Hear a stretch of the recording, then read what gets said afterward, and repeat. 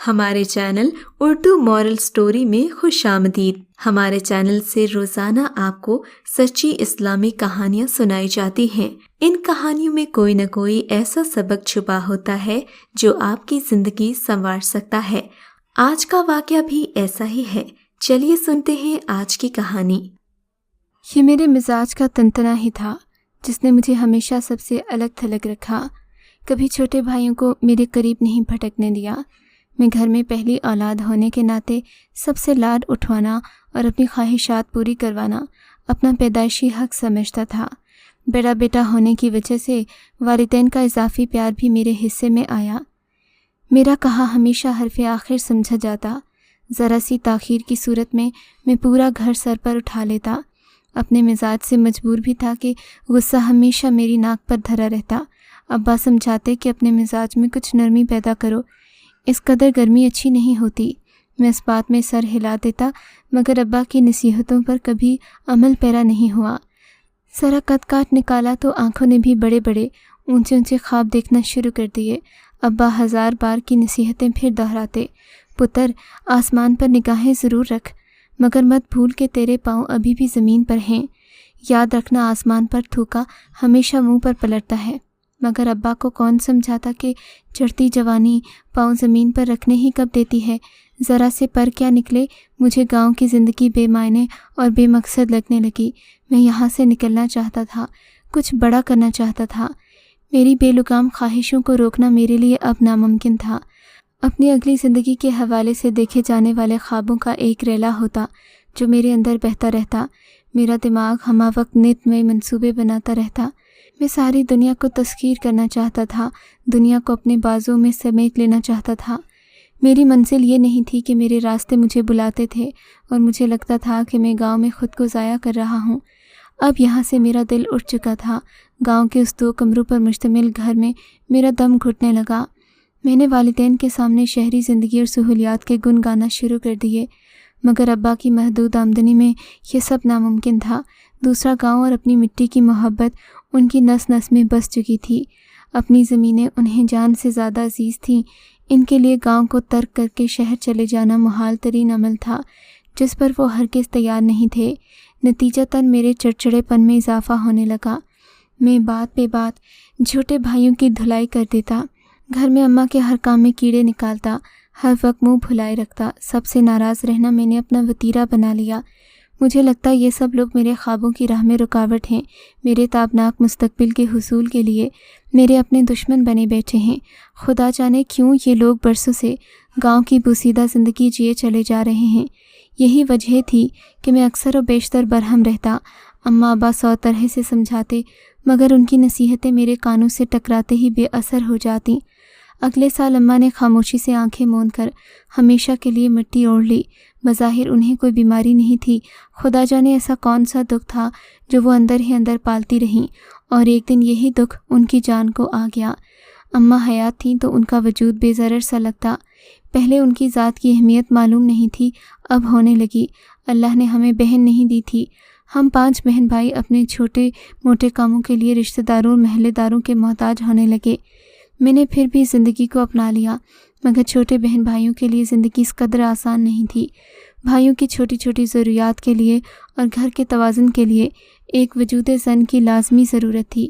اسی مجبوری کے پیش نظر اور عزیز و اقارب کے بے انتہا اصرار پر 2 سال کے بعد ابا نے گاؤں ہی کی بیوہ عورت کے ساتھ سادگی سے نکاح پڑھوا لیا۔ ابا چاہتے تھے کہ میں شادی کر لوں مگر میں گاؤں کی کسی گنوار لڑکی کو پاؤں کی زنجیر بنا کر ہمیشہ کے لیے یہی مقید ہونے کا سوچ بھی نہیں سکتا تھا۔ مجبوراً ابا کو دوسری شادی کرنا پڑی۔ گھر میں نئی عورت کی آمد گویا میرے لیے میرے خوابوں کی تکمیل کا عندیہ ثابت ہوئی۔ میرے اندر دبی ہوئی برسوں پرانی خواہش پھر سے انگڑائیاں لینے لگی۔ میں نے نئی ماں سے روز کا جھگڑا معمول بنا لیا، حالانکہ وہ عادتاً مزاجاً شریف طبع تھیں، امور خانہ داری اور ہم سب بہن بھائیوں کی ضروریات کا بخوبی خیال رکھتیں، مگر میں ان کی چھوٹی سی غلطی کو بھی پکڑ لیتا اور روز رات کو ابا کے سامنے رائے کا پہاڑ بنا کر پیش کرتا۔ میں ان کے لیے ایک جھگڑالو ساس کی کمی پوری کر رہا تھا اور ان کے ہر کام میں نقص نکالنا ضروری سمجھتا تھا۔ گھر میں جھگڑے بڑھنے لگے، سکون تباہ ہونے لگا۔ آس پڑوس میں سب یہی سمجھتے کہ سوتیلی ماں بچوں پر ظلم کرتی ہے، جبکہ حقیقتاً وہ صلح جو عورت تھی۔ ابا میری عادت سے واقف تھے، اس لیے روز سمجھاتے، مگر مجھ پر کسی بات کا اثر نہ ہوتا تھا۔ ایسے ہی ایک دن عام سی بات کا بتنگڑ بنا کر میں نے اپنا گھر ہمیشہ کے لیے چھوڑ دیا۔ در حقیقت گھر چھوڑنے کا فیصلہ میرا ان سوچوں کو عملی جامہ پہنانا تھا جن کی منصوبہ بندی میں پچھلے کئی ماہ سے کر رہا تھا۔ میں نے ابا کے بندھے ہاتھوں کی پرواہ نہیں کی، بھائیوں کے آنسوں تک کو نہیں دیکھا، نہ ہی اپنی سوتیلی ماں کے دیے ہوئے واسطوں کی لاج رکھی، اور شہر چلا آیا ہمیشہ کے لیے۔ کراچی میں میری خوش قسمتی اپنے دونوں بازو کھولے مجھے گلے لگانے کو منتظر تھی۔ گاؤں والوں سے سنتا تھا کہ کراچی غریبوں کی ماں ہے، میرے لیے تو ماں سے بڑھ کر ثابت ہوئی۔ مجھے زیادہ دن دھکے نہیں کھانا پڑے۔ ایک کپڑا بنانے کی فیکٹری میں مجھے کام مل گیا۔ مالک نیک دل تھا، مزدوروں پر رحم دل تھا۔ فیکٹری مالک سے میری ملاقات غیر متوقع طور پر ایک پارک میں ہوئی تھی۔ نعیم صاحب کو میں نے اپنے متعلق فرضی کہانی گھڑ کر سنائی اور خود پر ہونے والے مظالم کی داستاں مرچ مصالحے لگا کر ان کے گوش گزار کی تو نرم دل نعیم صاحب جلد ہی پگھل گئے۔ مجھے اپنے ساتھ گھر لے آئے اور میری رہائش کا بندوبست کیا۔ اپنی فیکٹری میں مجھے ملازمت بھی دے دی۔ جلد ہی میں نے مشینوں سے دوستی کر لی۔ کام سیکھنے میں زیادہ وقت نہیں لگا اور میں نے ہنر کا طوطی بولنے لگا۔ قلیل مدت میں فیکٹری میں اپنے کام کے حوالے سے مشہور ہونے لگا۔ نعیم صاحب میرے ہنر کے گرویدہ ہو گئے۔ میری تنخواہ میں خاطر خواہ اضافہ کرنے کے ساتھ ساتھ مجھے مزدوروں کی فہرست سے ترقی دے کر اسسٹنٹ مینیجر کا عہدہ بھی دے دیا۔ اس تمام عرصے میں کبھی گاؤں مڑ کر واپس نہیں گیا، حالانکہ کئی بار دل کو گاؤں کی گلیاں کھینچتی تھیں، مگر میں نے دل پتھر کر لیا۔ آج جب میں اس عہدے پر پہنچ چکا تب بھی اپنے والد اور بھائیوں کی خبرگیری کو واپس نہیں گیا۔ ہاں، اس دوران 2-4 خطوط کا تبادلہ ضرور ہوا۔ میں نے ابا کو پیغام بھجوایا کہ وہ سب بھائیوں کو لے کر یہاں شہر آ جائے۔ اب میری مالی حالت اس قدر بہتر تھی کہ اپنے بھائیوں کا خرچ بخوبی اٹھا سکتا تھا، مگر ابا کی ضد وہی کہ وہ گاؤں چھوڑ کر کہیں نہیں جا سکتے، نہ ہی وہ کبھی اپنی زمینیں بیچیں گے۔ مجھے ابا پر سخت غصہ آتا۔ دل ہی دل میں ابا بھی میرے خلاف ناراضی رکھتے تھے اور گاؤں چھوڑنے کی بجائے مجھے گاؤں واپس بلا کر میری شادی کرنا چاہتے تھے، مگر میرے لیے یہ ہرگز ممکن نہیں تھا کہ میں کسی گاؤں کی لڑکی سے شادی کروں۔ خوش قسمتی مجھ پر دل کھول کر برس رہی تھی۔ میں اتنا بیوقوف نہیں تھا کہ اپنی خوش قسمتی کو پیٹھ دکھا کر پیچھے واپس بھاگ جاؤں، وہی زندگی اپنا لوں جہاں میرا دم گھٹتا تھا۔ اب جب کہ نعیم صاحب نے مجھے ایک گھر دے کر اپنی بیٹی سے شادی کا عندیہ دے دیا تو گاؤں واپس چلے جانا کفران نعمت ہی تو تھا۔ پھر یہ سراسر بیوقوفانہ فیصلہ ہوتا۔ میں نے اگلے ہی دن خط میں ابا کو لکھ دیا کہ میں یہاں شادی کر رہا ہوں۔ اب میری طبیعت میں کچھ مغرورانہ پن بھی شامل ہونے لگا۔ میں خود کو اس میں حق بجانب سمجھتا تھا۔ مجھ میں کچھ تو ایسا تھا جو پوری فیکٹری میں نعیم صاحب کی نگاہ انتخاب صرف مجھ پر آ ٹھہری۔ یہ میرا ہنر ہی تھا جس نے نعیم صاحب کی نظروں میں مجھے معتبر کر دیا۔ انہوں نے اپنی اکلوتی بیٹی کے لیے مجھے منتخب کیا۔ نعیم صاحب کے داماد کے طور پر پہچانا جانا میں نے کبھی خوابوں میں بھی نہیں دیکھا تھا۔ خیر، بجائے اس کے کہ یہ سب حقیقت میرے سامنے رونما ہونے لگے، مجھے اپنی قسمت پر رشک آنے لگتا۔ میں ان دنوں خود کو ہواؤں میں اڑتا ہوا محسوس کرتا۔ میرے پاؤں زمین پر ٹکتے ہی نہیں تھے۔ میری چال ڈھال، انداز تکلم، پہناوے میں غیر معمولی فرق آ گیا۔ اب بے اختیار دوسرے فیکٹری کے ملازموں سے مخاطب ہوتے ہوئے میرا انداز تخاطب اور الفاظ تحقیرانہ ہو جاتے۔ میں خود کو ہواؤں میں اڑتا محسوس کرتا۔ میں کئی بار نعیم صاحب کی اکلوتی بیٹی ماریا کو فیکٹری وزٹ پر آیا دیکھ چکا تھا، گو کہ طبیعت، فطرت اور تربیت میں میرا ماریا سے کوئی موازنہ اور مقابلہ ہرگز نہیں تھا، بلکہ یہ موازنہ حور کی بغل میں لنگور کے موافق ہوتا۔ مگر ان دنوں مجھے اپنا آپ بھی کسی شہزادے سے کم نہ لگتا۔ خدا جانے کیوں میری گردن میں ایک سریا سا آ گیا جو اسے کبھی جھکنے کا خیال تک نہ آنے دیتا۔ میں وقت کے پنوں پر اپنی داستان خود رقم کر رہا تھا۔ ابا کی ضد پر بے انتہا غصہ بھی آتا مجھے۔ خدا جانے ان کے دماغ میں یہ بات کیوں نہیں سماتی تھی کہ گاؤں میں کچھ نہیں رکھا۔ دنیا کے ساتھ رہنے کے لیے دنیا کی آنکھوں میں آنکھیں ڈالنا پڑتی ہیں، دنیا کے قدم سے قدم ملانا پڑتا ہے۔ آگے بڑھنے کے لیے کچھ لوگوں کو کچلنا پڑے تب بھی دنیا پیچھے مڑ کر نہیں دیکھتی۔ ابا کو بھلا کیا معلوم کہ میں کس طرح اپنی ذہانت، چال بازی اور سیاسی سوچ سے مزدور یونین کا صدر اور پھر سابقہ مینیجر کے خلاف کامیاب سازش کے بعد اس کی جگہ لینے میں کامیاب ہوا تھا۔ میرے مطابق انہیں دنیا کے ساتھ چلنا ہی نہیں آتا تھا، جو برسوں سے ابھی تک کھیتوں میں ہل جوت رہے تھے۔ اب اگر ابا کو شہر پسند نہیں تھا، مجھے بھی گاؤں سے نفرت تھی۔ وہ انا کے گھوڑے پر سوار تھے تو مجھے بھی اپنا مستقبل عزیز تھا۔ یہاں میرے لیے ایک دلکش اور قابل رشک زندگی منتظر تھی۔ گاؤں میں سوائے جہالت کے کیا رکھا تھا؟ میں تو نعیم صاحب کا داماد ہونے والا تھا، جنہیں 150 لوگ جھک کر سلام کرتے تھے۔ ان کے نام پر اربوں کی جائیداد تھی۔ اس دن میں نے ابا کو فیصلہ لکھا۔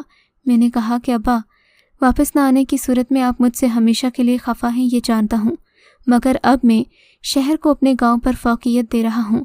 اگر آپ چاہتے ہیں تو ابھی بھی آپ کے پاس وقت ہے، آپ میرے پاس شہر آ جائیں، میں آپ کو ایک اچھی زندگی دینے کو تیار ہوں۔ بہرحال ابا کا خط دوبارہ نہ ملا۔ میں ماریا سے شادی کر کے اپنے خوابوں میں کھو گیا۔ مجھے وہ زندگی مل گئی جس کے برسوں سے خواب دیکھتا تھا، جس کے لیے اپنے گاؤں اور خاندان والوں کو پیچھے چھوڑا تھا۔ مگر میری آنکھوں سے شادی کی پہلی ہی رات ماریا نے یہ غلط فہمی پٹی کی طرح کھینچ کر اتار دی کہ میں اس کے لیے ایک بہترین انتخاب تھا۔ ماریا تو فیشن زدہ اور بگڑے معاشرے کی دل دادا تھی۔ ماریا کو برداشت کرنا میرے لیے بھی لوہے کے چنے چبانے جیسا تھا۔ وہ میرزادی حد درجہ بگڑی ہوئی تھی، بے باک اس قدر کہ اس نے سہاگ رات ہی اپنے معاش کے گنوانے کے ساتھ ساتھ مجھے میری اوقات بھی یاد دلا دی کہ میں نعیم صاحب کے اور ان کے ٹکڑوں پر پلنے والا ایک وفادار ملازم تھا، اس سے بڑھ کر کچھ نہیں۔ ماریا کے بقول یہ شادی اس کے پاؤں کی زنجیر نہیں بن سکتی تھی۔ میں رات بھر آنکھیں پھاڑے ماریا کو دیکھتا رہا۔ سگریٹ پھونکتی اپنے بوائے فرینڈ کے ساتھ وہ فون پر کہے لگاتی رہی۔ اگلے دن میں نے نعیم صاحب سے اس کی شکایت کی تو انہوں نے میرے آگے ہاتھ باندھ دیے کہ وہ ماریا کو سمجھا کر تھک چکے ہیں، اب مجھے ہی کسی طرح اسے قابو کرنا ہوگا۔ لیکن ماریا تو ایسی تھی جسے قابو کرنا میرے تو کیا کسی کے بھی بس میں نہیں تھا۔ وہ مجھے ہر وقت مجازی خدا نہیں بلکہ نوکر ہونے کا احساس دلاتی۔ میرے دن رات کڑھنے میں گزرنے لگے۔ بے بسی اس قدر تھی کہ بیوی کے پاس پھٹک بھی نہیں سکتا تھا۔ ایسی جرت کر بھی لیتا تو ماریا گھر سر پر اٹھا لیتی اور مجھے میری اوقات یاد آتی۔ زندگی میں سب کچھ میسر تھا، گاڑی، بنگلہ، اسٹیٹس، عزت، شہرت۔ کچھ نہیں تھا تو گھر کا وہ سکون جس کا ایک شوہر حقدار اور متقاضی ہوتا ہے۔ میں فیکٹری مینیجر تھا اور عین ممکن تھا کہ کل کو نعیم صاحب کی وفات کے بعد فیکٹری کا ملکیت بھی میرے حصے میں آ جاتی، کیونکہ ماریا کو صرف آزادی درکار تھی۔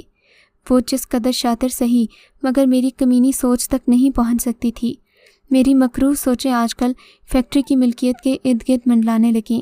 اس کے لیے ایک لمبا انتظار درکار تھا۔ نعیم صاحب کے آنکھیں مونتے ہی یہ فیکٹری مجھے مل جاتی۔ فیکٹری کے لیے میں کچھ بھی برداشت کرتا تھا اور اسی لیے ماریا کا رویہ بھی برداشت کر رہا تھا، لیکن اوپر والے کو کچھ اور ہی منظور تھا۔ زندگی کا مزاج میرے ساتھ وہی تھا۔ میری شادی کو 3 سال ہو گئے تھے۔ گھر سے باہر اور فیکٹری میں بطور مینیجر کام کرتے ہوئے میرا ایک خاص مرتبہ اور شان تھی۔ روب دبدبہ تھا کہ مزدور میرے سامنے آنکھ نہیں اٹھاتا تھا، مگر میں نعیم صاحب کے گھر میں داخل ہوتے ہی بھیگی بلی بن جاتا۔ فیکٹری والا روب اور دبدبہ ہوا میں تحلیل ہو جاتا اور میں ماریا کے آگے بے بس ہو جاتا، کیونکہ میری اس کی نظر میں اوقات نہیں تھی۔ اب میں اپنی زندگی سے سمجھوتا کر چکا تھا، کیونکہ بے بس جو تھا، اور بے بسی یہ کہ نعیم صاحب جیتے جی اپنی عالی شان کوٹھی ماریا کے نام لکھ چکے تھے۔ انہوں نے اپنے لیے صرف فیکٹری رکھی تھی جو ممکنہ طور پر مجھے سنبھالنی تھی۔ شادی کے 3 سال کے بعد جب میری کار حادثے میں ایک ٹانگ ٹوٹ گئی تو اس حادثے نے مجھے زندگی کے بھیانک موڑ پر لا کھڑا کیا۔ کئی ماہ ہسپتال میں گزارنے کے بعد میں ایک بیساکھی اور مصنوعی بازو کا محتاج بن گیا۔ نعیم صاحب نے ہی ہسپتال کا خرچہ اٹھایا۔ زندگی ایک دم سے میرے لیے تبدیل ہو گئی۔ فیکٹری میں میری جگہ نئے مینیجر کو مل گئی۔ اب میں صرف گھر کی حد تک محدود ہو کر رہ گیا۔ ہسپتال سے گھر منتقل ہوتے ہی ماریا نے ہنگامہ مچا دیا۔ نعیم صاحب بھی شرمندہ نگاہوں سے مجھے ماریا کو طلاق دینے پر مجبور کرنے لگے۔ میری پرتعیش زندگی ایک ہی جھٹکے میں ختم ہو گئی۔ اب میں اس گھر پر بوجھ تھا۔ طلاق کے بعد ماریا نے اپنے بوائے فرینڈ سے دوسری شادی رچا لی۔ اس بار نعیم صاحب نے کوئی مزاحمت نہیں کی۔ میرا وجود اب نعیم صاحب کے لیے بھی بوجھ بننے لگا۔ میں ہر کسی پر بوجھ تھا۔ پھر میں نے انسانی رویوں کو بدلتے دیکھا۔ میں نے نعیم صاحب کی آنکھوں میں محبت کی جگہ بیزاری دیکھی۔ اب مجھے اپنے بہن بھائیوں کی یاد آنے لگی۔ ان سب کی محبتوں کا حقدار میں ہرگز نہ تھا۔ اب ہر سال اپنے نامکمل وجود کے ساتھ میں شدت سے موسم خزاں کا انتظار کرتا ہوں۔ میرے اکلوتے پاؤں تلے اب بھی خزاں رسیدہ پتے چرمراتے ہیں تو بوڑھے فقیر کے الفاظ میری سماعتوں سے ٹکرانے لگتے ہیں۔ بنی ہوئی کو بگاڑو گے تو خود بھی اجڑ جاؤ گے۔ زرد پتوں کی چرمراہٹ نوحہ ہے، زوال کا نوحہ۔ سبز تھے تو زینت تھے، زرد ہوئے تو پاؤں تلے آ گئے۔ میری زندگی بھی تو ایک خزاں ہی ہے، اسی لیے مجھے موسم خزاں سے پیار ہے۔ اگر آپ کو آج کا یہ واقعہ پسند آیا ہے تو اس ویڈیو کو لائک ضرور کیجیے اور اس طرح کے مزید قصے سننے کے لیے ہمارے چینل اردو مورل سٹوری کو سبسکرائب ضرور کیجیے۔